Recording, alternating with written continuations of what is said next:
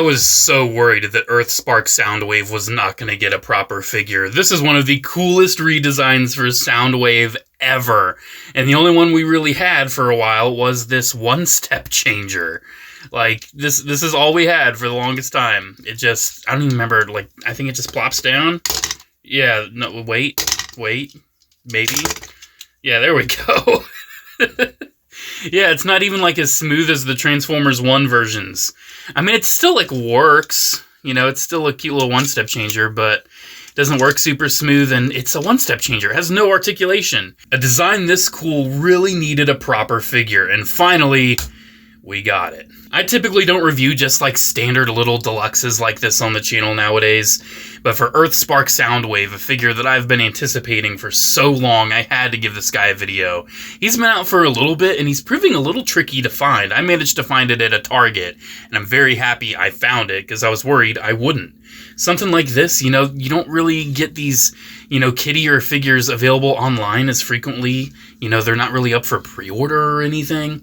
So, yeah, something like this, I was really worried it was going to be mega hard to get. Thankfully, I was able to get one, and hopefully, if this is something you're interested in, you can get one as well. Because this Soundwave is awesome. This is such an awesome redesign for Soundwave. And the alt mode is just incredible. It's just such a good figure, dude. I really, really just love it, and I'm so happy it's a thing. I really hope we get all the rest of his little cassette buddies. I really need a punk rocker little Cassetticon in my life. But for now, I'm very happy that we got this. It's very, very nice. Being an Earthspark Deluxe, it's not like the most intricate thing in the world. It's only $20 instead of $25, which is nice. I enjoy the little price decrease for the slight decrease in quality. But I'm going to be real with you. This design's so great. I want, like, a third-party company to, like, make it super uber nice. Like, I need this design, like, more in my life. I mean, I've got these. You know, I've got these. And I do like this little one-step one. I still do enjoy it. The Deluxe, though, is definitely worth it. Taking a closer look at this guy, you can see the head design is so awesome. I love the design for Earthspark Soundwave. I love the blue mouth plate as well. It's just it's different, but it's really good. I love the more swept, you know, crests on the head. It really makes it look a lot like the Decepticon symbol. It is a very, very awesome head design. I understand the paint isn't 100% perfect. Like, he's not supposed to have that silver on the face there. It's supposed to be, you know, some slightly different colors. But I'm just happy it's got some paint on there. Kind of, you know, makes it pop a little bit more. One thing I really enjoy about this guy is little red accents. I feel like you wouldn't really expect that with a figure like this, you know, being just a, you know, cheaper deluxe class. But he's got him on the arms, he's got him on the chest. Very awesomely, he's even got it on his cannon up there. Yeah, for a while I was thinking, because it had been a while since I'd watched Earthspark, and I finally caught up with the series. I've watched it all. And I was thinking, like, where's Soundwave's, like, guns? And then I remembered, oh yeah, he doesn't use guns. He actually just, like, shoots beams of, like, sound energy out of his hands. That's what he does. So it kind of made me wish that he had, like, some kind of, like, open palm in some way. At least for one of the hands, I think that would have looked cool, having, like, an open palm for him to just, like, shoot out his sound blasts. But otherwise, he just looks really cool. I have one complaint with him, and you may have noticed already. It's this backpack, dude. It, like, doesn't tab into place. It just kind of, like, sponges into place. It's one of those tabs that just kind of, like, slots in very softly. And I can just tell it's slowly working itself out. And it's just gonna pop out. That is, like, my only complaint with this guy. It's just so weak of a tab. I really like the legs. The big, like, swept look of the legs. Very, very nice. He's a very cool-looking Soundwave. Very, very cool. You can take his, like, shoulder cannon.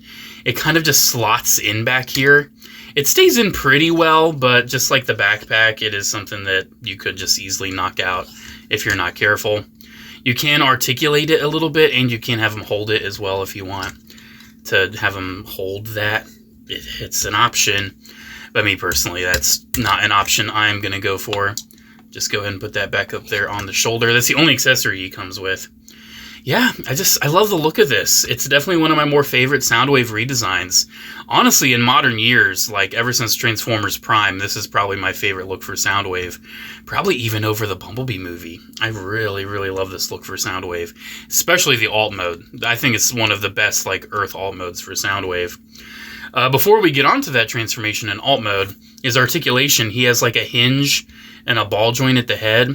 The ball joint definitely functions more like a swivel, but you can see it is a ball. It's got a little bit of pivot going. But again, if you're messing with that a little too much, you're going to untab that backpack. The shoulders are like the trigger happy style, which I know isn't going to make everybody happy. You know, you can move them up. It's kind of just how it goes for transformation, and you're going to bump into this. You can hinge this out of the way, which is nice. You know, I feel like that hinge was there mostly for that. So you can hinge that out of the way if you want. The shoulders are on ball joints, and you have a little hinge and swivel here at the bicep. You have a hinge at the elbow. You have a ball joint at the wrist, which again is nice. You know, if you want to pose the wrist like he is doing his sound blasts, just keep in mind it's fists when it should be like open palm hands. His waist, he's got a waist swivel. Like he's loaded with articulation. His hips move really far. His legs move out all the way. He has a swivel just above the knee. Then his knee can bend about 90. It's just going to start colliding at his crotch right there. And then his feet, he's got like a hinge for transformation that allows for a pivot.